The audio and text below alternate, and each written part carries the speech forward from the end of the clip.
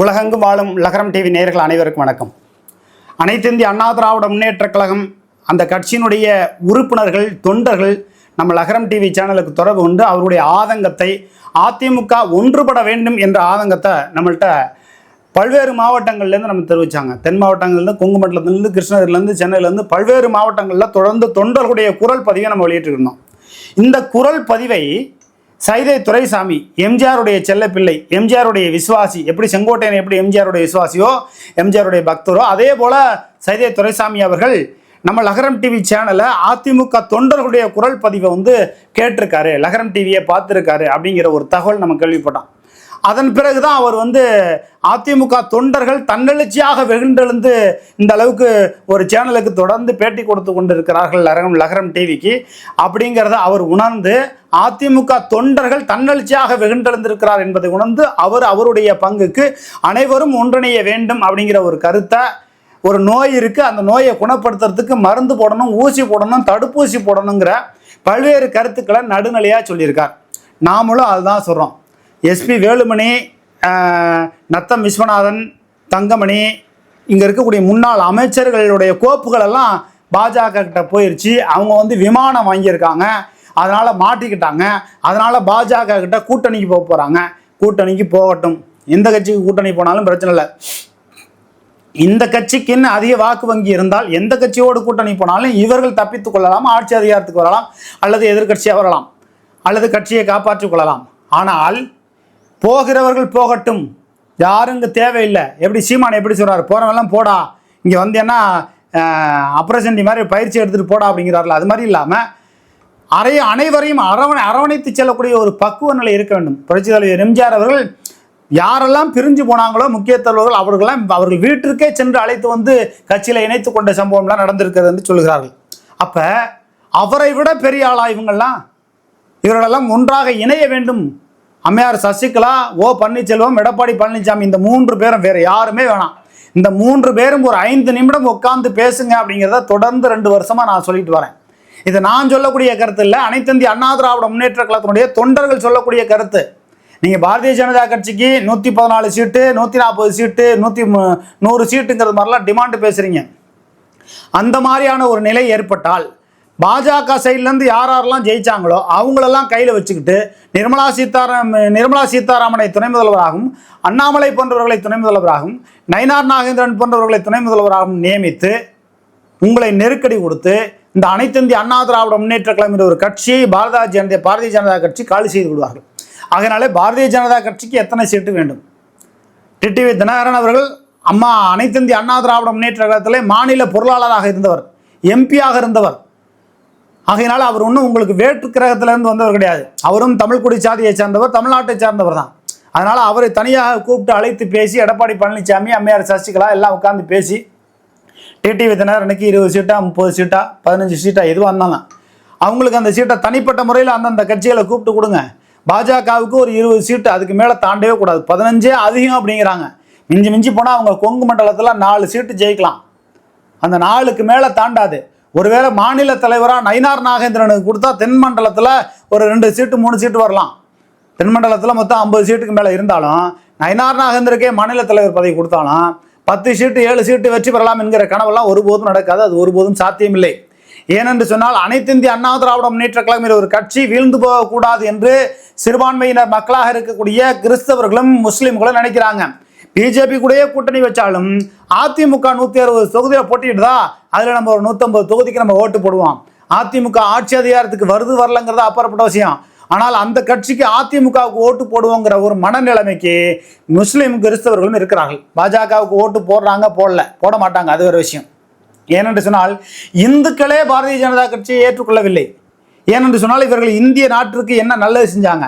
பல்வேறு நாடுகளில் பெட்ரோல் விலை 60 ரூபாய்க்கு மேலே தாண்டலை. நீங்கள் எதுவுமே செய்வேனா? பாரதிய ஜனதா கட்சிக்கு நாங்கள் தமிழ்நாட்டில் நீங்கள் 80 சீட்டு அதிமுகவோட சேர்ந்து நீங்கள் கூட்டணி போகிறீங்களா, 80லும் வெற்றி பெறுவதற்குண்டான வாய்ப்புகளை ஏற்படுத்துவதற்கு என் போன்றவர்கள் குரல் கொடுக்க பேசுவதற்கு தயாராக இருக்கிறோம்.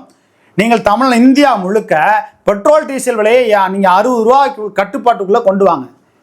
ராமர் பிள்ளை மூலிகை பெட்ரோலை கொண்டு வர்றேங்கிறார். அவரை ஹவுஸ் அரெஸ்ட் பண்ணி வச்சிருக்கீங்க. இது நாடா இல்லை சுடுகாடா என்பது தெரியவில்லை.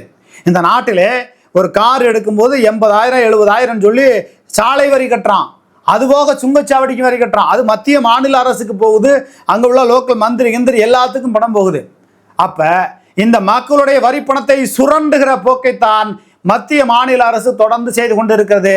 மத்திய மாநில அரசுனா இப்போ இருக்கிற மத்திய அரசும் சரி, இப்போ இருக்கிற மாநில அரசும் சரி, முன்னாடி இருந்த மாநில அரசும் சரி, எப்பொழுதுமே இந்த தமிழ்நாட்டினுடைய மக்களுடைய உழைப்பை சுரண்டி கொண்டு இருக்கிற அட்டை போல உறிஞ்சு கொண்டு இருக்கிறீர்கள். ஆக நீங்கள் இந்த தமிழ்நாட்டிற்கு இருவரும் திராவிட கட்சியிலே ஒரு திராவிட கட்சியை ஒழித்து விட்டு முதுகிலே ஏறி உட்கார்ந்து கொண்டு அந்த முதுகெலும்பை ஒடித்து விட வேண்டும் என்று பாரதிய ஜனதா கட்சி நினைக்கிறது. அதற்கு அடிமைத்தனமாக போகிற நிலைமையில எடப்பாடி பழனிசாமியோட மகன் மிகப்பெரிய அளவுக்கு விமானம் வாங்கியிருக்கார். SP வேலுமணியோட மகன் விமானம் வாங்கியிருக்கார். எல்லா அமைச்சர்களுமே வெளிநாடுகளில் சொத்து வாங்கியிருக்காங்க. ஆனால் இங்கு தமிழ்நாட்டில் கிட்டத்தட்ட ஒரு 50 லட்சம் பேத்துக்கு மேலே பசிப்பட்டினியோட தூங்குறான் இரவு நேரத்தில்ங்கிறாங்க. இலவச அரிசி கொடுத்தும் கூட ரேஷன் கார்டு முறையாக கிடைக்கல. பல்வேறு பிரச்சனைகள் இருக்கு. இரவில் பட்டினியாக தூங்குகிறவர்கள் எண்ணிக்கை வந்து தமிழ்நாட்டிலே 1 கோடி பேர் இருக்கிறதா சொல்றாங்க. அப்போ இந்தியா முழுக்க எத்தனை கோடி பேர்? ஆக இந்திய நாட்டிலே வறுமை ஒழிந்ததா, தமிழ்நாட்டிலே வறுமை விழுந்ததா என்றால் கிடையாது. ஒரு ஆந்திராவிலேருந்து வந்து ஒரு கம்பெனி கோழி பண்ணை நடத்துகிறாங்க. அந்த கோழி பண்ணையில் வந்து மக்களுக்கு பாதிப்பு நடக்கிறது. அதை கேட்க போனால் அவங்க மேலே FIR வழக்கு. புதுக்கோட்டை மாவட்டத்தில் குளத்தூர் வட்டத்தில் இருக்கக்கூடிய கண்ணாங்குடி வருவாய் கிராமத்தில் இருக்கக்கூடிய ஒரு சுவேதா கல்குவாரி நிறுவனம் கிட்டத்தட்ட 200 அடிக்கு கீழே ஆழமாக போயிட்டு இருக்கு. ஆக அதை நம்ம மனு போட்டோம்னா அது சம்மந்தமாக நடவடிக்கை எடுக்கிறது இல்லை, உதவி இயக்குனர் நடவடிக்கை எடுக்கிறது இல்லை. ஒரு பள்ளிக்கூடத்துக்கு பின்னாடி 200 அடி பள்ளம் இருக்குது, அதை இழுத்து மூணுங்க. ஒரு 5-9 ஏக்கர் அந்த பள்ளிக்கூடத்துக்கு பாத்தியப்பட்ட இடம் அது அப்படிங்கிற ஒரு தகவலை ஒரு பொதுநல ஆர்வலர் சமூக ஆர்வலர் பல பேர் சொன்னாலும் நடவடிக்கை இருக்கிறதில்ல. இப்போ திருப்பத்தூர் மாவட்டத்தில் வாணியம்பாடி பகுதியில் மிகப்பெரிய அளவுக்கு மணல் கொள்ளை நடந்து கொண்டு இருக்குது. தடுப்பார் இல்லை, கேட்பார் இல்லை. தமிழ்நாட்டில் ஊழல் முறைகேடு என்பதை தாண்டி அரசாங்கத்திற்கு பொருளாதார இழப்பை ஏற்படுத்தக்கூடிய நிலைமை இருக்கு. எடப்பாடி பழனிசாமி அவர்கள் இன்னும் 1 வருஷத்துக்கு இந்த திமுக இந்த அதிமுக ஒன்னா இணையுமா இணையாதா, EPS OPS ஒன்னா போய் நிற்பாங்களா, மேயர் சசிகலா ஒன்னா நிற்பாங்களா, இதே பேசி பேசி பேசி பேசி ஒட்டுமொத்த ஊடகமும் அதில் திசை திருப்புறதுனால திராவிட முன்னேற்ற கழகத்தில் நகர்ப்புற வளர்ச்சித்துறையிலேருந்து வேளாண்மை துறையிலேருந்து வணிக வரி மற்றும் பத்திரப்பதிவு துறையிலேருந்து அனைத்து துறைகளிலும் ஊழல் முறைகேடு நடக்குது. இதை பற்றி எந்த ஊடகமும் பேச முடியாத ஒரு நிலைமை ஏற்படுவதற்கு காரணம் யாரு? இந்த எடப்பாடி பழனிசாமி அவர்கள். எடப்பாடி பழனிசாமி அவருடைய சொந்த கட்சி கிடையாது. அவர் கிட்டத்தட்ட கண்ணப்ப மாதிரி அவர் ஜாதி கட்சியோ ஒரு தனி கட்சியோ தொடங்குறதுக்கான வாய்ப்பு இருக்கு. அவருக்கு கிட்டத்தட்ட 1000 பேர் பினாமிகள் இருக்காங்க. ஆனால் அம்மையார் சசிகலா அவர்களுக்கு 1000 பேர் பினாமி இருக்காங்களா? கிடையாது. ஒரு 400 பேர் 500 பேர் 300 பேர் இப்படி தான் இருப்பாங்க. அதுவும் அந்த சொந்த சமுதாயத்தை சார்ந்தவர்களே கிடையாது, வேற சமுதாயத்தை சார்ந்தவர்கள் தான். அதனால தான் அவங்களுக்கு முக்குலத்துறை இனம் பெரிய அளவுக்கு இல்லை. அதே போல O பன்னீர்செல்வத்துக்கு முக்குலத்துறை இனத்தை சார்ந்தவங்க 1 லட்சம் கோடி சொத்து வச்சிருக்காருங்கிறாங்க O பன்னீர்செல்வம். எத்தனை பேர் முக்குலத்துறை இனத்தை சார்ந்தவர்கள் எடப்பாடி O பன்னீர்செல்வத்துக்கு பினாமியா இருக்காங்க? எல்லாமே நாயுடு நாயக்கர் போன்றவர்கள் தான் பினாமியா வச்சிருக்காங்க. ஆக தமிழ்நாட்டில் இருக்கக்கூடிய இந்த அரசியல்வாதிகள் சொந்த சமூகத்தை சொந்த சாதியினரே வளர்த்து விடாதவர்கள் தான். இப்போ நான் இருக்குன்னா என்ன என் சமுதாயம் வளர்த்து விடுமான்னா வளர்த்து விடாது. அம்மையார் சசிகலா அவர்களுக்காக நான் குரல் கொடுக்கல, பாதிக்கப்பட்டிருக்கிறார், ஒரு துரோகம் நடந்திருக்கிறது என்பதற்காக நம்ம குரல் கொடுக்குறோம். யாரை வச்சு நம்ம சாப்பிட போறதில்ல. ஆனால் உங்களுக்காக நிற்பவர்கள் பல ஆயிரம் பேர் அம்மையார் சசிகலா பல லட்சம் பேர் வந்து அம்மையார் சசிகலா அவர்களுக்கு குரல் கொடுத்து சொந்த கைகால் செலவு பண்ணிக்கிட்டு என்கிட்ட நிறைய பேர் பேசிட்டு இருக்காங்க. அம்மையார் சசிகலா அவர்களுக்காக வேண்டி நகையை அடவு வச்சு தாலி செயின் அடவு வச்சு அவங்களுக்கு செலவு பண்ணிட்டு இங்கேருந்து 20 பேரோ 50 பேரோ 100 பேரை கூட்டிகிட்டு அம்மையார் சசிகலா அவர்கள் எங்கே சென்றாலும் போய் பார்க்கக்கூடிய நபர்கள்லாம் என்கிட்ட தொடர்பு கொண்டு பேசுகிறாங்க. அப்போ அவங்களுக்கெல்லாம் நீங்கள் என்ன செய்ய போகிறீங்க? O பன்னீர்செல்வத்தை நம்பி பல லட்சம் செலவு செய்து ஆண்டியா இருக்கேன்னு சொல்லி ஒருத்தர் ஃபோன் பண்ணி கள்ளக்குறிச்சியிலேருந்து பேசுகிறாரு, கடலூர்லேருந்து பேசுகிறாரு.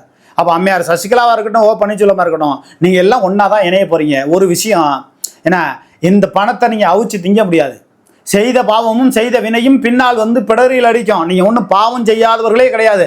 அரசியலில் EPS-ஆக இருக்கட்டும் OPS-ஆக இருக்கட்டும் அம்மையார் சசிகலாவாக இருக்கட்டும் யாருமே பாவம் செய்யாதவர்களே கிடையாது.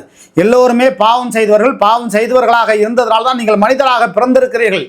ஆனால் இந்த லோகத்தில் நீங்கள் ஒவ்வொருத்தரும் 2 லட்சம் கோடி 5 லட்சம் கோடி 3 லட்சம் கோடி சொத்து வைத்திருக்கிறீர்களே.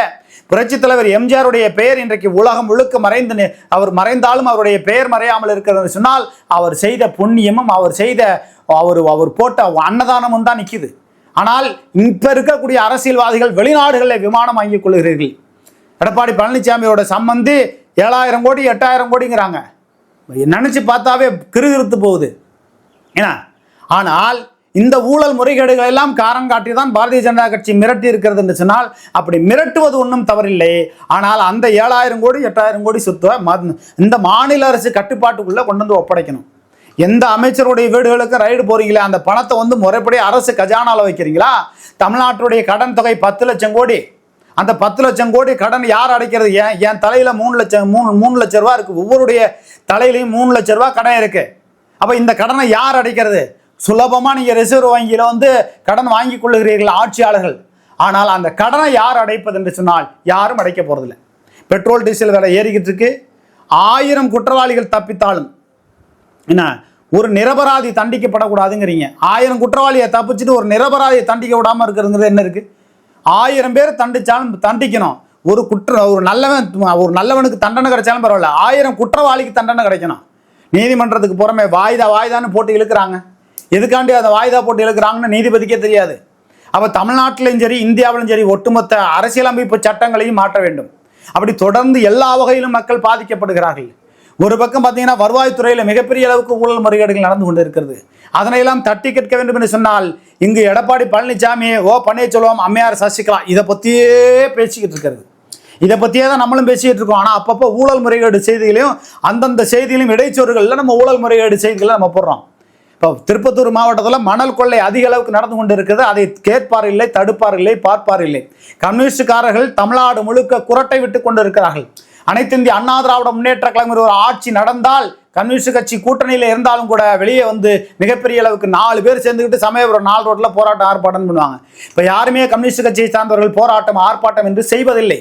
இந்த தமிழ்நாட்டு மக்கள் கிட்டத்தட்ட நமக்குன்னு குரல் கொடுக்கறதுக்கு யாருமே இல்லையே அப்படிங்கிறாங்க. சீமான் என்ன பண்ணுவார்? பொதுவாக ஊழல் முறைகேடு நடக்குதுவார். துறை ரீதியாக இந்தந்த பகுதியில் ஊழல் முறைகேடுகள் நடக்கிறது என்பதை சுட்டி காட்ட சீமான் கட்சியில் இங்கே யாருமே கிடையாது. பொதுவாக அப்படியே திமுக விடிய ஆட்சின்னு சொல்லிடுறது. அப்போ துறை ரீதியாக எந்தெந்த மாவட்டத்தில் எந்தெந்த அதிகாரி ஊழல் முறைகேடு செய்திருக்கிறார் என்பதை வெளியிடணும். இப்போ நான் இருக்கேன் குளத்தூர் வட்டத்தில் செந்தில்குமார் என்ற துணை வட்டாட்சியர் ஊழல் முறைகேடு செய்தார். லட்சுமணம்பட்டியில் ஒரு 1500 ஏக்கரில் 300 ஏக்கர் பட்டா மாறுதல் போலியாக செஞ்சிருக்காரு. நம்ம தொடர்ந்து செய்தி போட்டோம். அவருக்கு தண்டனை கொடுக்கக்கூடிய நிலைமையில் இருந்தும் அவர் பணி மாற்றம் செய்யப்பட்டார். 500 கோடி ரூபா ஊழல் பண்ணாலும் அவருக்கு தண்டனை வந்து பணி மாற்றம். எவ்வளோ பெரிய பதவி உயர்வு கொடுத்துட்றாங்க. எவ்வளோ பெரிய கொடுமையான நாட்டிலே நாம் வாழ்ந்து கொண்டிருக்கிறோம் என்பதை நம்ம எண்ணி பார்க்க வேண்டும். தமிழ்நாட்டில் அரசியலமைப்பு சட்டங்கள் தமிழ்நாட்டில் மட்டும் கிடையாது, இந்தியா முழுக்க அரசியலமைப்பு சட்டங்களை மாற்ற வேண்டும். தயவு செய்து சசிகலா, ஓபிஎஸ், எடப்பாடி பழனிசாமி இந்த 3 பேரும் இந்த நாட்டை நாசம் செய்து கொண்டு இருக்கிறீர்கள். உங்களால் தான் இந்த நாடு நாசமாய் போனது. பன்னீர்செல்வம் என்ற ஒருவர் தர்மயுத்தம் செய்யாமல் இருந்தால் இந்த நாட்டிலே எதிர்கட்சி என்ற ஒன்று வலுவாக இருந்திருக்கும். அவர் குருமூர்த்தி பேச்சை கற்றுக்கொண்டு அந்த தர்மயுத்தம் ஒன்றை நடத்தியதன் காரணமாக இந்த நாடு நாசமாய் போனது.